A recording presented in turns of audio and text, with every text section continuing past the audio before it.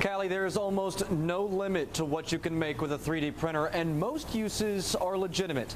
Most, but not all.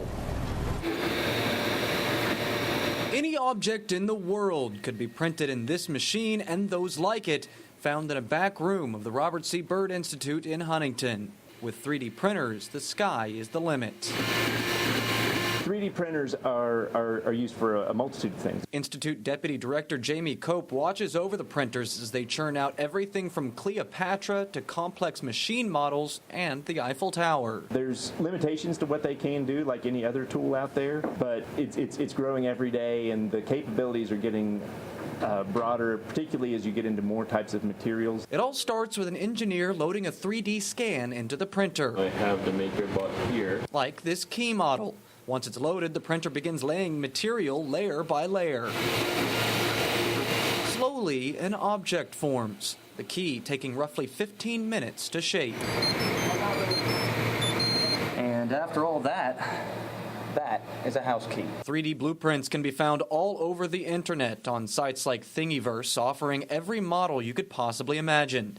The problem begins when colorful aliens aren't the models people choose to print and spread across the internet. Thieves can take advantage of something as harmless as a picture posted to social media.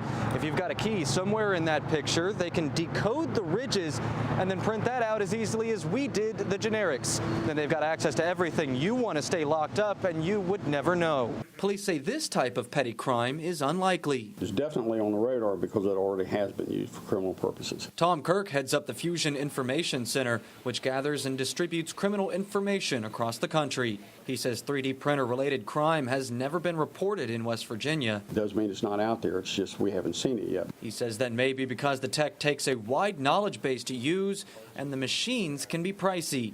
These RCBI machines run $2,000 a piece, and more advanced printers could run into the millions of dollars. If you go to our metal printer, you're talking at easily $500,000. What is currently happening, Kirk says, is large-scale organizations using $500,000 machines to print untraceable guns, handcuff keys, and soon, when the technology is widely available, criminals could print their own designer drugs at home by laying down layers of chemicals. We've seen no designer drugs at this point here, but without a doubt it's coming. Kirk says it's difficult to stay ahead because every new issue pits law enforcement against the entire global internet community, working in tandem to find the next best way to outsmart them. And once it's out, there's no getting it back. Is it ever possible to remove something completely from the internet? No.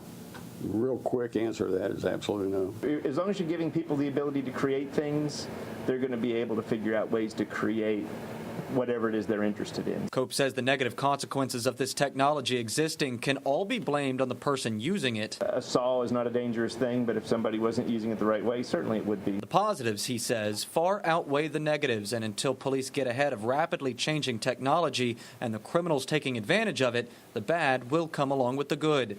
The only way to stay ahead of the bad, Kirk says, is a thriving intelligence community aided by tips from a vigilant public. It's hard for me to judge how important that is. I know when I was young troop, I would have loved to have had information like that.